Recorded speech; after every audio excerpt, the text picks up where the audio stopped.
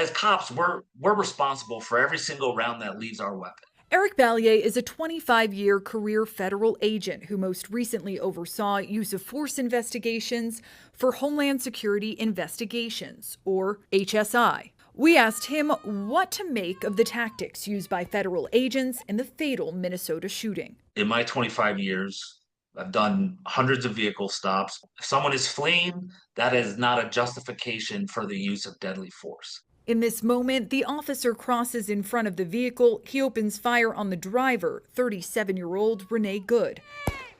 The government says the officer shot the driver in self-defense. She then proceeded to weaponize her vehicle, and she attempted to run a law enforcement officer over. But the footage tells a different story. In this clip, we see Good waving cars by, and one car drives past her stopped vehicle. Like they're somewhat impeding the ICE guys, although you did see the SUV drive around them.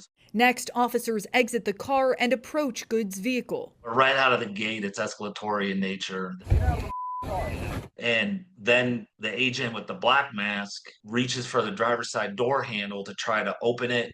From the video, like the reverse lights are on. From this other video angle, we can see that the officer has already crossed in front of the car.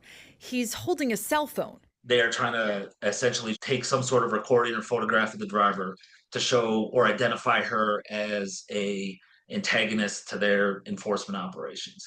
What he does is cross in front of and stay in front of a occupied running vehicle. You should not be intentionally putting yourself in front of a vehicle unless absolutely necessary. And with a cell phone in his left hand, he draws his pistol with his right hand, and in very quick succession, rattles off 3 rounds.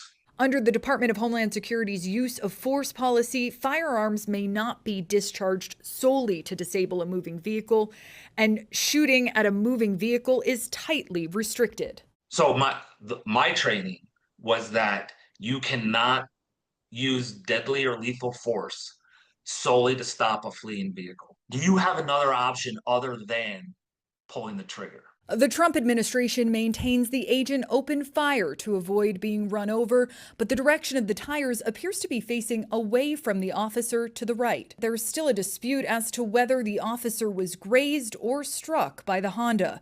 He continues to fire even after moving out of the way of the vehicle. If she is intentionally trying to hit that agent or officer, those tires are pointed in the opposite direction, and the vehicle's trajectory after the shots would be continuing to the left. After 3 shots, the car veers away. Oh my God! According to Ballier, both the officer's gunfire and the car accelerating could have put agents and the surrounding crowd of bystanders in danger. These are all factors that law enforcement officers have to weigh before pulling the trigger.